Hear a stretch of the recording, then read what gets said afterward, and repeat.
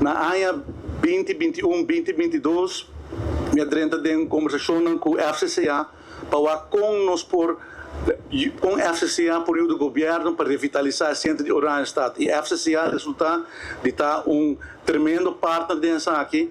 Agora a senhora Wever mencionou edifício aqui e outro não quer fazer, pero a FCCA faz mais edifício não com o governo. Nós três frisam de edifício de FCCA que está edifício abandonado com a FCCA a renovar para frisam por bem dentro centro de Oranjestad.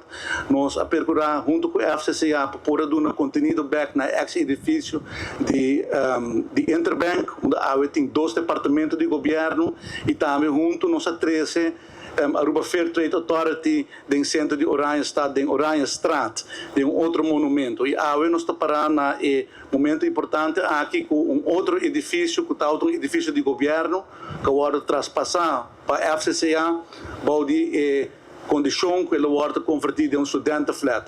Nós visão para trazer mais vivenda, mais atividade econômica e para isso aí nós queremos que o mestre de tráfico de gente, o mestre de gente que está viva no centro da cidade e por motivo é nós identificar estudantes como grupo de gente que nós quer para viver dentro do estado, na por cana vai nos universidade, já que na universidade bota cada segundo tem 3 para 5 minutos e bota trazer full ambiente novo. Cidade no ronde mundo, awardo revivador de estudantes o Pibiata treze foi outro ambiente e nós queremos que o centro de Oranjestad vai passar de mesmo tipo de transformação.